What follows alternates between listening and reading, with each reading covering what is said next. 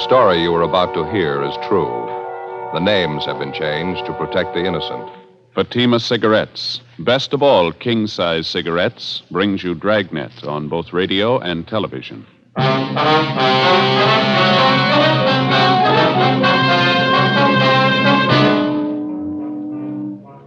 You're a detective sergeant. You're assigned to robbery detail.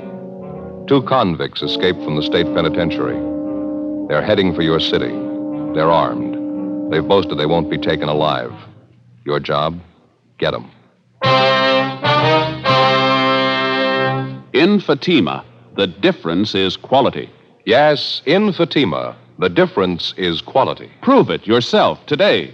Compare Fatima with any other king-size cigarette. 1. Fatima's length filters the smoke 85 millimeters for your protection. 2. Fatima's length cools the smoke for your protection. 3. Fatima's length gives you those extra puffs, 21% longer than standard cigarette size. And in Fatima, you get an extra mild and soothing smoke, plus the added protection of Fatima quality. Definitely the best quality in its class, but the same price as the cigarette you're now smoking. Buy Fatima in the bright, sunny yellow pack. Best of all, king-size cigarettes.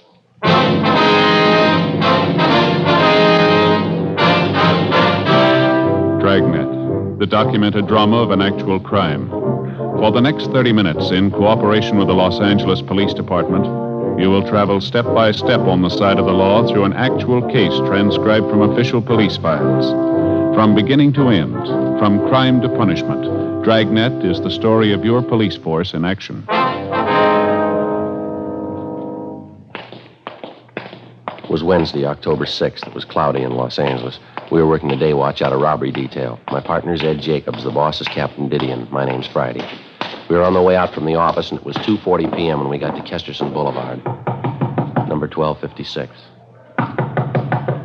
Sounds like she's having a party, huh? Yeah, try it again, huh? Maybe they can't hear it inside. Mm-hmm. Yes? Police officers, ma'am. You Ruth Thompson? Yes, that's right. What is it? Well, my name's Friday. This is my partner, Sergeant Jacobs, Central Robbery. We'd like to talk to you a few minutes if we could. Well, I have a party going on right now. A few of my friends are over. What'd you want, Sergeant? About an Andy Powell, Miss Thompson. I understand you know him. I did know him, yes. I haven't seen him for a long time, 3 or 4 years anyway. Mind if we ask a few questions about him? Won't take long. All right. Come in, please. Thank you. We're sorry to disturb you, ma'am. It's pretty important or we wouldn't hold you up Oh, here. it's all right. Down the hall here. All right. We can talk in the kitchen if you don't mind. It's my girlfriend's birthday today. Thought it'd be nice to have a little party for her. Oh, I see. Chair there, if you like. Oh, here, let me wipe it off. Somebody spilled a drink on it. Probably Danny, always spilling drinks. Suppose you know about Andy Powell, Miss Thompson, what happened this morning? What's that? About Andy Powell. You heard what happened this morning? Just what I read in the morning paper. They said he broke out of San Quentin, another man with him. It's true, then? He did break out? Yes, ma'am. That's the information we have. There's an all-points bulletin out on him. Well, I don't want to get involved in it. It's none of my business. Andy doesn't mean anything to me. Well, at the time he was sent up, you were engaged to Powell. Is that right? Yes, but that was before he got into trouble, before he went to San Quentin. I saw him after the trial. I told him how I felt about it. I told him it wasn't any use. You mean you called it off, that it? Wasn't much else to do. It was robbery, 5 years to life. It wasn't the first time either. Andy knew it'd be a long time, so die. Really, I had to tell him. I had to call it off. We understand you were on Powell's correspondence list while he was up at Quentin. You wrote to him, did you? Yes, the first couple of months. We haven't written lately, though. There wasn't any point to it, no point at all. Well, when was the last time you heard from Powell, Miss Thompson? The last time you wrote to him? Oh, 8 or 10 months. At least that. As I say, there wasn't much sense in going on. Andy knew he was in there for a long time. He couldn't expect me to wait all that time. Matter of fact, he said he didn't expect it. He told me that. You been up to visit Powell recently, Miss Thompson? No, I haven't. Well, then you haven't seen him since he went up to Quentin. You'll swear to that? Why do I have to swear to it? I already told you Andy doesn't mean anything to me. It didn't make sense. It's all over. I'm not even a relative. Why do I have to swear to anything? You haven't seen Powell since he went up to Quentin, that right? Miss Thompson, is that right? What if I saw him or if I didn't see him? What difference does it make? It's none of my business. Oh, did you see him, Miss Thompson? What difference does it make? I don't have anything to do with him. He doesn't mean anything to me. I told you. Did you see him? This morning. When? Late this morning, about 10:30. Was he alone? No, another man was with him. Who was the other man? You recognize him? Bert Selby. That's the way he introduced him. He didn't try to hide it. Some fellow he broke out of jail with. What'd they want? Why were they here?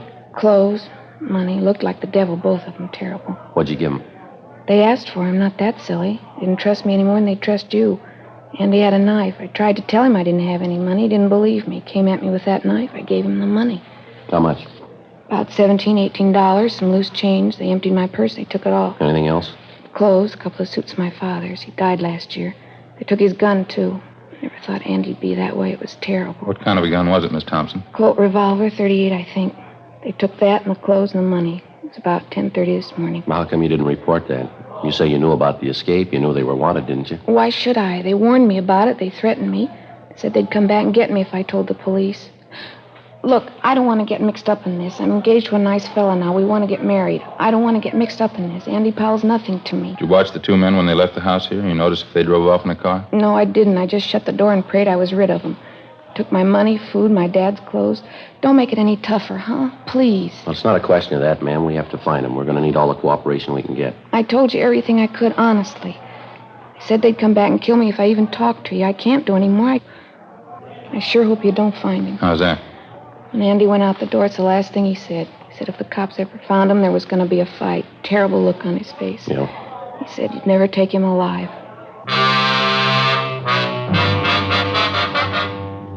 The APB had come in a few minutes before 8 o'clock that morning. It was from the warden's office, San Quentin.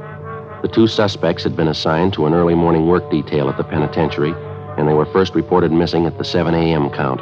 Number one suspect was Andrew A. Powell, WMA, 29 years, 5'9", 175 pounds.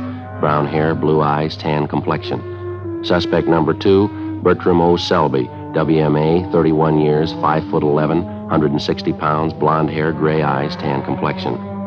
Both of them had long criminal records. Both of them had been serving time for armed robbery. They'd used guns before. We figured if they had to, they'd use them again. Before we left Powell's ex-girlfriend, Ruth Thompson, we called the office and arranged for a 24-hour stakeout on her home in case the escaped prisoners returned. We also made arrangements for a stakeout at the downtown restaurant where she was employed as cashier. We passed along the information which the Thompson girl had given us, and a broadcast and an APB was gotten out on the suspects. 4:05 p.m., Ed and I continued making the rounds of all the known friends and associates of the escaped prisoners. We failed to come up with any more leads. 5:50 p.m., we went back to the city hall.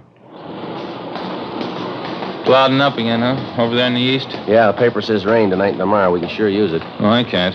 What's the matter? I haven't had a chance to get the shoemakers yet. Here, look at that. Hole in my shoe. Been meaning to get them half-soled. I keep forgetting. Yeah. You don't tell me that's the only pair of shoes you got. No, I got another pair at home. They're not comfortable, though, not broken in. What's the trouble with this job? What do you mean? Shoes, you get a new pair, start wearing them around, and it happens every time. Huh? No sooner get the tops broken in, the soles wear out. It's a vicious circle. Yeah. Hi. What's the word? Oh, hi, Jess. Anything in the book for us, you don't? I don't know. I don't think so. I'll check it. How'd you two make out? Any luck? Oh, not too bad, Jess. We know Powell and Selby were in town this morning. Good chance they're still here. Mm-hmm. Any kickback on that last all points we got out? Well, nothing so far. Gaffney and Ricketts are running down a couple of possibles right now. One of them might pan out. Nothing in the book, Joe. We're clear. Just saying, Ed, on this Powell and Selby thing, got a couple of possibles we're checking on. Both calls came in the last hour. One was a holdup, Olympic near Vermont. Pawn shop there. Two men pulled it off, slugged the owner, took clothes, money, 12-gauge shotgun. Well, how about descriptions on the men? Well, they seem to be fairly close. What I got over the phone, Gaffney and Ricketts are out talking to the victim. They took mugs of Powell and Selby along, waiting for their call back now. You said you had two calls. What was the other one? 211 and slugging out on Hollywood Boulevard, just above Western. A couple of thieves knocked over a dry goods store. Some take, clothes and money. Descriptions are pretty close there, too. Hollywood division's covering. Waiting for their call back. Does anyone want to smoke? Yeah. Thanks. Here. Yeah, thanks. Thompson girl's the only one who had anything, huh? None of the others could help you out? Yeah, that's about the size of it. Apparently, Powell doesn't have too many connections in town. Selby has even less. No more than a dozen names on that list. Were they, Joe? Friends, relatives? An even dozen. A couple of bars Powell was known to hang out when he was in town. Checked them out, too. Nothing. Yeah. Well, they sure made a beeline here after they broke Quentin. It's a good 500-mile stretch. If they don't have the connections here to help them, then what's the big attraction? Yeah. They could have some help lined up we don't know about. Somebody to hide them out, keep them in groceries for a while. It's possible they're making a run for one of the border towns, Tijuana, Mexicali. Maybe Powell figured on more help from the Thompson girl. Clothes and money. Enough to get him and Selby over into Mexico, huh? She said all they got was $17. Had to cut corners to make it on that. Robbery,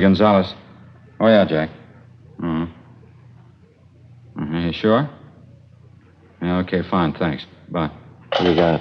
Jack Ricketts. He and Gaffney just finished talking to the owner of the pawn shop that was held up, the one on Olympic. Yeah. They gave him a handful of mug shots to check. He tabbed 2 of them, Mm-hmm. Powell and Selby. 6:30 p.m.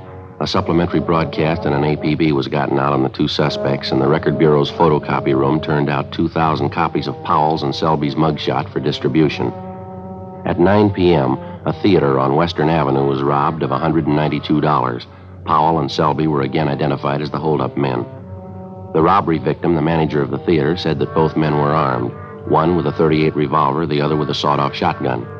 Neither the manager nor the 2 witnesses were able to tell us how the thieves got away from the scene of the crime, if they were on foot or if they had a car. 11:20 p.m. A hotshot call came through on a holdup at a liquor store and delicatessen down on South Central Avenue. For the 3rd time that night, Powell and Selby were identified from their mugshots as the holdup men. They'd used the same weapons, the revolver that they'd taken from the Thompson girls' home and the shotgun that they picked up in the robbery of the Olympic Boulevard pawn shop. Again, the victims were unable to tell us how the suspects got away, whether on foot or by car. Midnight, 1 a.m. There were still no replies to supplementary broadcasts and bulletins which had been gotten out. 1:25 a.m. Another hotshot call came through, this time on a holdup and a slugging at the 2050 Room, a small nightclub on West 9th Street. Ed and I handled the call. For the 4th time, the bandits were identified as Powell and Selby, and for the 4th time, they'd made good their escape. We interviewed the manager of the 2050 Room, a Herman Saunders. Quite a few people in here at the time of the holdup, Mr. Saunders? Yeah, good for Thursday night, 30 or 40 anyway. We sure left in a hurry. This is the 2nd time this year we've been knocked over. Insurance company isn't going to like it too much. Well, how much money did they take altogether, do you know? A little less than 600 from the cash register, mostly currency, some rolls of dimes and quarters. Got another 150 from my wallet. That's about it. They didn't take anything from the customers. Are you sure about that identification, are you? There's no chance of a mistake there? I'm positive. I'd know Andy Powell anywhere. I should know him. Like I told you, he worked for me a year and a half. I was here at 2050? Yeah, he worked behind the bar. Good man, too. I don't get it at all. You mean why it went bad? Well, yeah, that, too. What I mean is if you're going to hold up a place, you don't pick a joint where everybody knows you. I spotted Andy as soon as I saw him at the bar. So did a couple of the waiters. He wasn't wearing any kind of a mask? He didn't make any attempt to disguise himself? No, stood there big as life, him and this other fella. Didn't waste any time either. They pulled the guns, lined up everybody in the place, and stood them against that wall over there. Mm-hmm. Real Wild West style. Took over the whole place. Acted real wild, Andy and this other fella. Must be crazy. Nobody was hurt? Didn't slug anyone? I slapped a few of the customers around. I thought for a while they were really going to get rough. They had us lined up against the wall. Andy was acting tough. Had this knife with him, good 4-inch blade.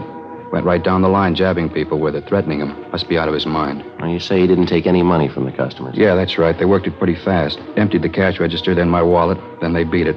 Never so glad to see anybody go in my life. Well, how'd they get away? Do you have any idea on that? Old guy who sells papers down the corner, he says he thinks he saw a car pull away right after the stick-up. Said it was a blue sedan. Don't know how much stock you can put in it. The old man's eyes aren't what they used to be. Did you know Powell pretty well when he was working here, Mr. Saunders? I mean, did you know any of his friends, people he used to run with? No, I didn't know him that well. He worked for me, that's all. I still have his old address, the place he was living when he worked for me. I can get it if you want. Yeah, if you would, please. Sure, no trouble. I just don't get it. Don't get it at all. Of all the joints in town he could have held up, he had to pick mine, the one place he'd be recognized. You think he'd have better sense, wouldn't you? You'd think so, yeah. How'd I ever hire a guy as dumb as that Powell, holding up the place he worked for? Biggest mistake he ever made. No, he made a bigger one yesterday. Yeah, what was that? When he broke prison.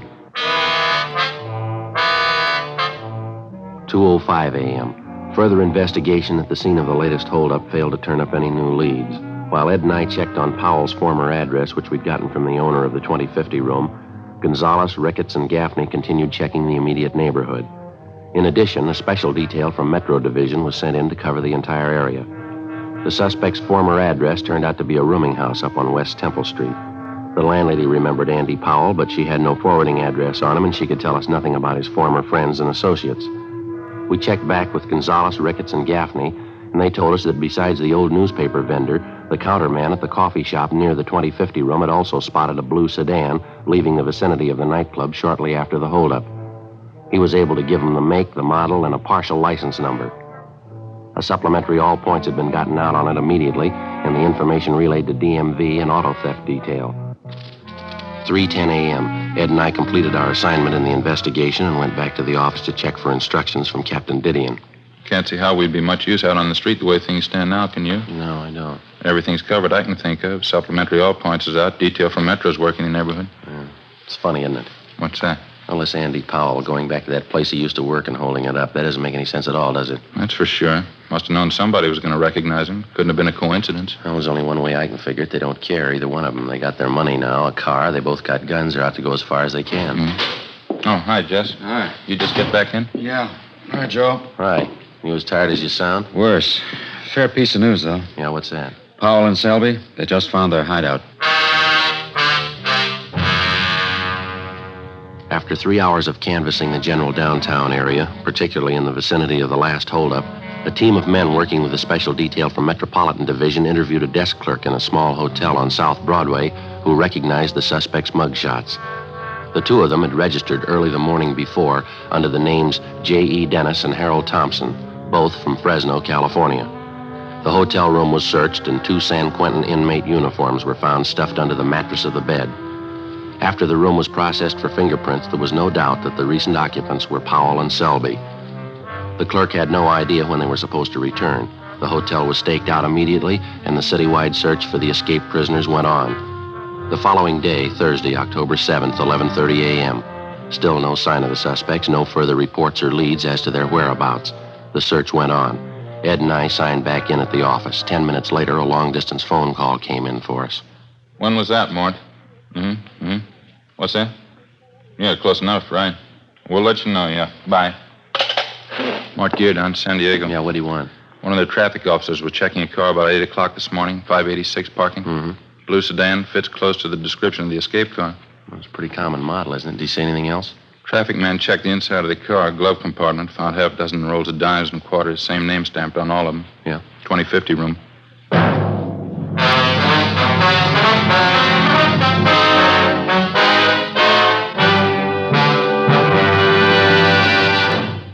You are listening to Dragnet, authentic stories of your police force in action. Comparison proves Fatima quality. Prove Fatima quality yourself today. Compare Fatima with any other king-size cigarette. 1. Fatima's length filters the smoke 85 millimeters for your protection. 2. Fatima's length cools the smoke for your protection. 3. Fatima's length gives you those extra puffs, 21% longer than standard cigarette size. And in Fatima, you get an extra mild and soothing smoke, plus the added protection of Fatima quality. Friends, to show our confidence in Fatima, we make this money-back guarantee. Buy a pack of Fatimas. Enjoy Fatima quality, extra mildness, and superbly blended tobaccos. If you're not convinced Fatima is better than the king-size cigarette you're now smoking, just return the pack and the unsmoked Fatimas by August 1st, 1952, for your money back plus postage. Fatima, Box 37, New York 1. Remember, because of its quality, its extra mildness, its better flavor and aroma, more smokers now insist on Fatima than ever before. Insist on the best. Fatima, extra mild and soothing, plus the added protection of Fatima quality. Smoke Fatima. Best of all, king-size cigarettes.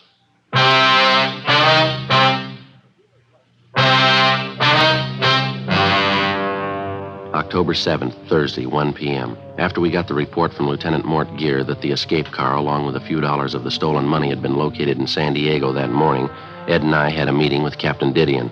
It was beginning to look like our first hunch was right. Powell and Selby's 24-hour campaign of holdups in the Los Angeles area had netted them a fresh change of clothes and more than enough money to live on for a while. With the locating of the escape car in San Diego, it looked like the suspects were apparently taking the next logical step, a fast move over the international border into Mexico, a distance of less than 20 miles from San Diego. Probably they figured once over the line, they had a good chance of losing themselves.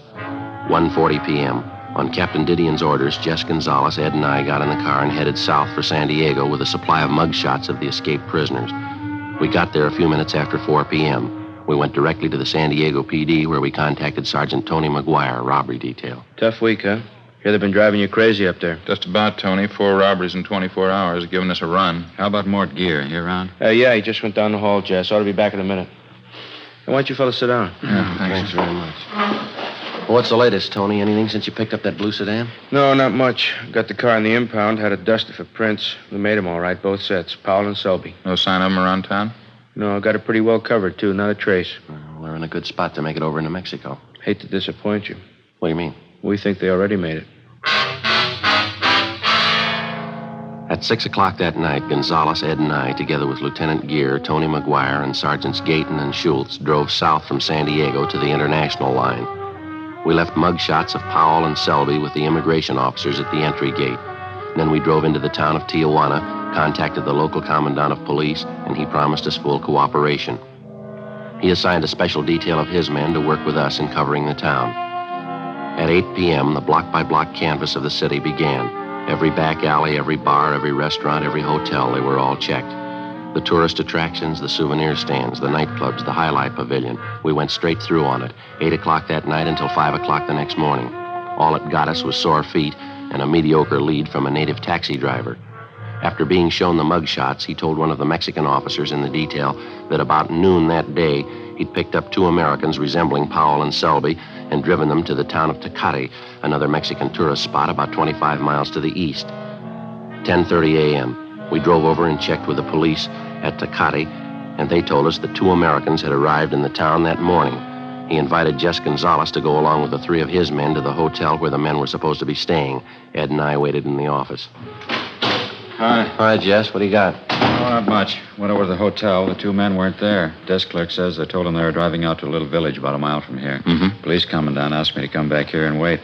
Said he and his men would drive out to the village and check the men out. That seems a little funny, doesn't it? Well, he didn't invite me to come along. It's not a good idea to push him. I mean, after all, it's his jurisdiction. Yeah. We're supposed to wait here till I get back? Yeah. I'm out to him now. See, policia? Yeah. See. About half an hour, yes, sir. All right, gracias. Goodbye, see. The commandant, he and his men found the 2 Americans. Yeah? No go. They're not Powell and Selby. Half an hour later, the police commandant of Tecate returned to the station along with his men and the 2 American tourists in question. One look at them, and we knew we'd made the trip from Tijuana for nothing. Except for their build and the color of their hair, the 2 Americans bore little or no resemblance to Powell and Selby. 2:30 p.m., we headed back for Tijuana, and we checked in with Mort Gear and the rest of the men. While we'd been gone, they'd chased down half a dozen leads, but none of them had panned out. The rest of the afternoon, we covered the racetrack at Agua Caliente and distributed mugshots of the suspects to all track police officers. The mutual windows were covered and also the foreign book. No luck. The 6 of us took time out for a bite of supper, and we talked it over.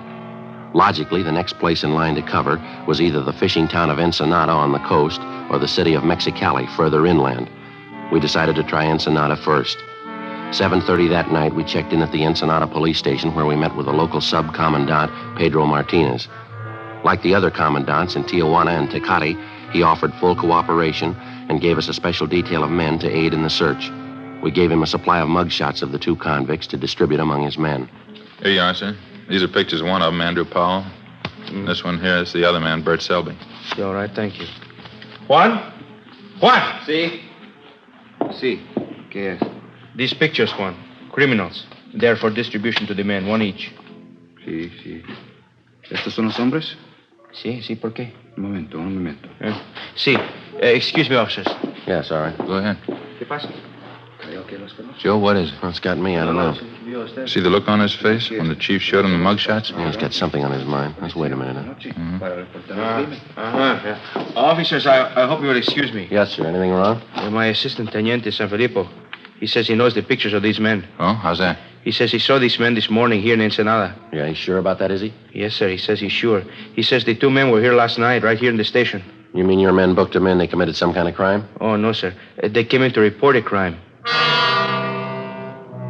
8:20 p.m. On further questioning, the assistant to the Ensenada commandant of police told us that the night before, 2 men answering Powell and Selby's description had come in to file a complaint at the central police station. They charged that they'd had their pockets picked at a local bar while they were under the influence of alcohol. The 2 complainants, who matched Powell's and Selby's descriptions perfectly, signed themselves J.E. Dennis and Harold Thompson, both from Fresno, California, the same names and addresses that had been used by the occupants of the Southside Los Angeles hotel room where the discarded prison uniforms had been found a day and a half before. After a brief talk with the police commandant, he dispatched a special detail to go out and pick up the 2 men registered as Dennis and Thompson at a motel near the south end of the city. At the commandant's request, we remained at the office. 9 p.m., 9:30. The detail assigned to the job returned, but with only one of the suspects with him, Andrew Powell. While resisting arrest, the other suspect, identified as Selby, received a cut forehead and was being taken to a local clinic for treatment. The commandant briefed us on what had happened. The rooms were searched, Officer Friday. Some money was found, also 2 guns, a revolver, a shotgun. Here they are. All right, thanks very much, sir. Well, Paul, how about it? You ready to cop out? What are you talking about, cop out? What'd you guys come all the way down here for anyway? You can't touch us. What makes you think we can't? You can't, that's all. You know better. You can't arrest us down here. No jurisdiction. We didn't arrest you, Powell. The Mexican officers did. Okay, fine. Now, how do you expect to get us out of Mexico? Guess again, copper. You know you can't do it. You haven't got the right to. Maybe. You want to tell us where you have the loot? The money you took in those holdups? Why should I? Look, why don't you admit it? We got you beat. We got over the line. You can't touch us down here. I don't bet on that, mister. Commandant, Yes, sir? you want to tell him how it stands? I will see that the general in charge of the Northern District is notified in the morning of your case. He will see that you and your partner are deported. What are you trying to pull? You can't do that. You know it. It's illegal. So is robbery, Powell. Come off it. Doesn't make any difference. You can't touch us in Mexico. It's against the law. You can't touch us. A popular misconception, Mr. Powell. I'm afraid you have made a mistake. If you like, you can pass the word. How long would it be for us to receive the prisoners at the line, sir? I don't know. A long time, I think. Maybe as long as 1 o'clock tomorrow. You know you can't do this. You'll never get away with it. I know a lawyer in Tijuana. I'll get him to straighten it out. You understand, Sergeant, we can't hand these men over to you now. But if you will be at the international border at 1 o'clock tomorrow, I'm sure they'll be crossing over. You can't do this. It's illegal. You know you can't. We're going to try. Wasting your time. Why don't you admit it? You can't arrest us. We got over the line. We got you beat. You can't arrest us, and you know it. You know that, don't you? There's only one thing I know for sure, Powell. Yeah? San Quentin. You got out and you're going back.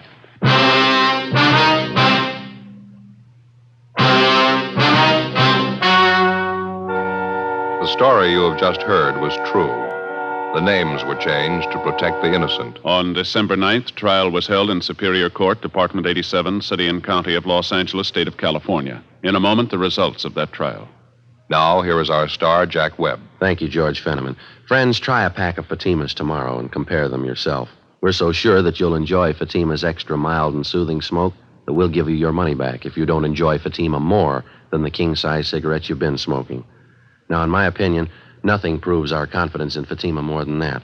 So buy a pack tomorrow. I know you'll agree with me that Fatima is the best of all king-size cigarettes. That in Fatima, the difference is quality.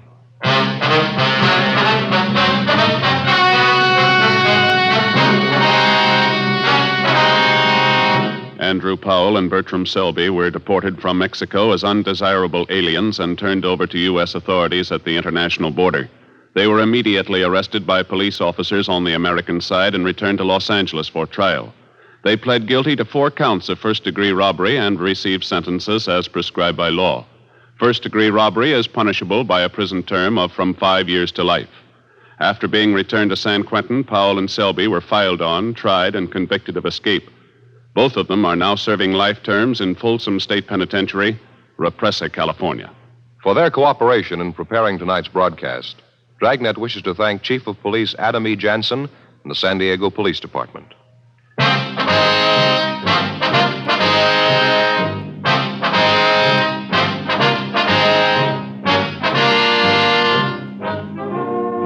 You have just heard Dragnet, a series of authentic cases from official files. Technical advice comes from the Office of Chief of Police W.H. Parker, Los Angeles Police Department. Technical advisors Captain Jack Donahoe, Sergeant Marty Wynn, Sergeant Vance Brasher. Heard tonight were Barney Phillips, Whit Connor, Herb Ellis. Script by Jim Moser. Music by Walter Schumann. Hal Gibney speaking.